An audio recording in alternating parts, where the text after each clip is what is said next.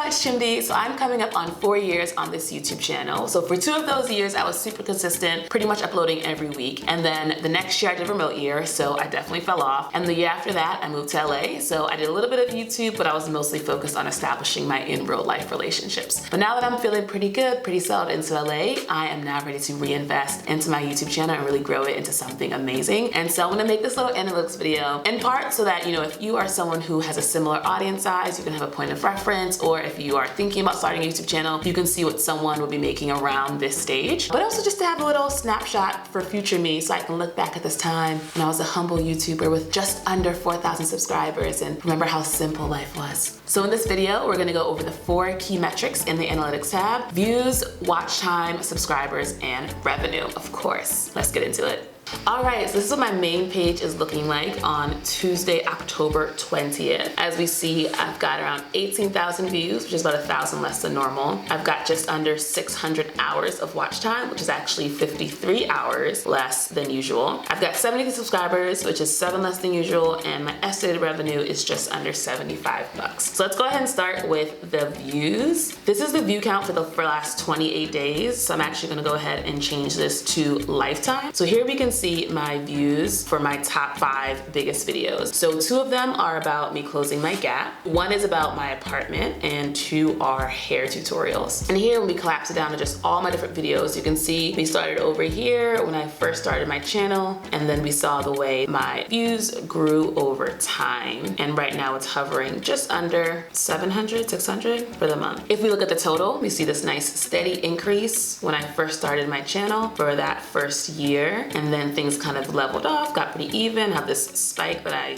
truly cannot explain, and then kind of levels back out before some nice increases at the beginning of 2020, and then of course, we know what happened later in 2020. What's crazy to me is the way this video, which talks about how I spent $5 on the zipper bands, has actually netted me $600 in money, in revenue, which is of course 120 times the amount it cost me to buy the bands. And what's crazy is that I really had no plans to make a video about this topic. It was just because a friend was like, hey girl, you should make a video about that, when I told her about it. So this is me asking y'all, like, what do y'all want? Because clearly y'all be knowing better than me when it comes to some of this content. I am all ears. Comment below. What's also helpful is that when you look at these top 5 videos, there's some clear trends, right? It's all about apartments, it's all about hair, and so that makes it clear to me, like, oh, people are coming to my channel and watching that kind of content. Or really what it is that, as we'll see later, they're searching, and this kind of content, this is what they are searching for. Let's dive into watch time now. So watch time, we're at 600 hours, which is, like we said, about 53 hours fewer than normal. I think what's crazy about looking at the analytics like this is that, it's just numbers, so you can sometimes forget what it actually means in real life. But 600 hours of people watching content that I've made, that's insane. That's insane. And that's just in the last 28 days. If we look at all time, people have spent 24, almost 25,000 hours watching content I've created. That's insane. 24,000 hours, that's 1,000 days just sitting there watching me talk and watching me do my hair and watching me close my gap and watching me wander around the city. That blows my mind. One thing that does concern me though, right, is if we look, 27% of all of the watch time can be accounted for with this one video about closing my gap. And if we add in the follow-up that I did with the frequently asked questions, which is just under 10%, that puts it at almost 40% of all of the watch time is attributed to 2 videos. As a creator, I would like to see a much more even distribution because I want it to be that most of my content is providing really valuable. And you can probably hear the air starting up because my laptop is getting low heated right now. But because what happens is if you only have like 1 or 2 hit videos, that like once the interest on those topics, those videos dies down,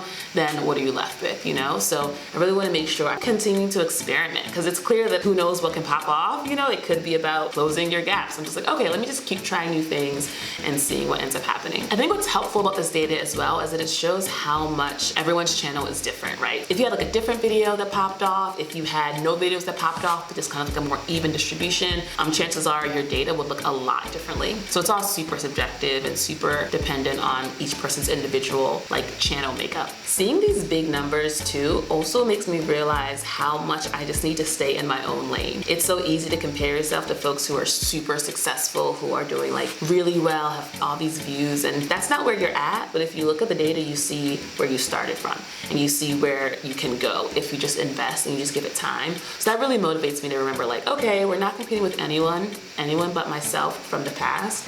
So when I need to have that extra motivation to keep going, I just need to see what I was able to create and what I was able to build in just the time that I've been doing this channel. Let's take a look at subscribers. So here we see I got 73 more subscribers in the last month or so. Let's do subscribers by date. So this is really helpful. You can see right here, when I started, I had literally 0. And I remember like how excited I was when I got like this first 10 subscribers. It really blew my mind. What I appreciate about this view is that it actually reflects my investment in my own YouTube channel. So from 2016 to 2017, I was just starting out, being very consistent and like just kind of slowly growing over time to the point of having, 500 subscribers. And then, I clearly kept investing, and so the growth continued to increase, and it actually saw like a nice, incline from there.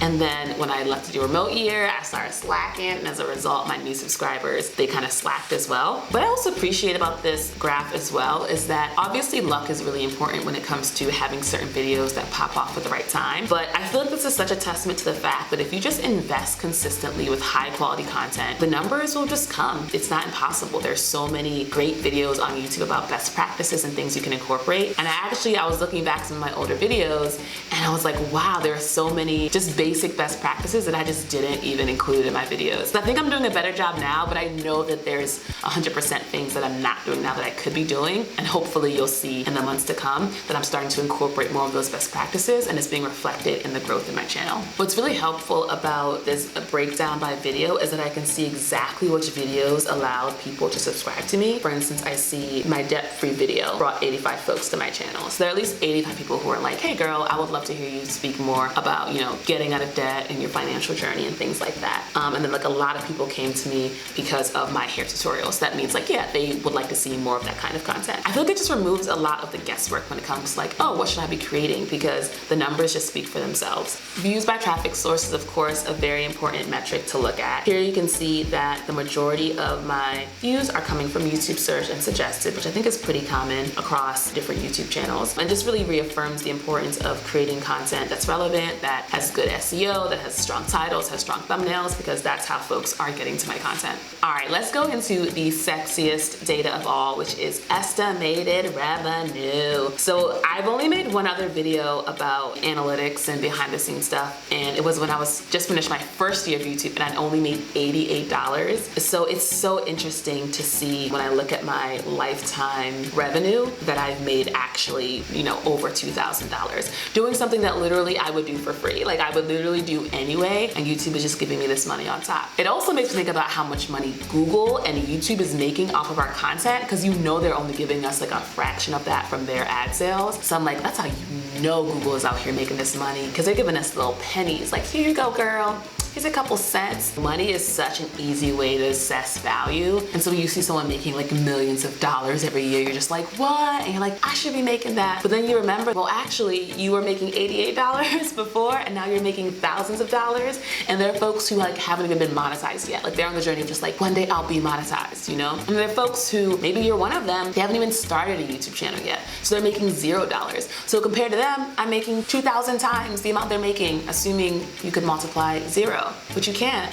So I feel like you gotta remember that like we all start right here, $0 and 0 cents. We all start at 0 subscribers. We all start at 0 views. But if you just keep going at it, you will see growth, especially if you're willing to do the work to research best practices and actually incorporate them into your channel. You're gonna see growth. Like it's really not magical. It's really not rocket science. It's really as simple as like make good content, put it out regularly, and don't stop doing it.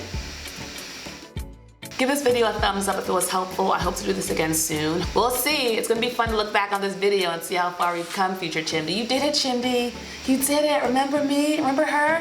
Remember this girl who just had a few thousand subscribers and a few $1,000s? And now look at you. Look at you. Bye, y'all.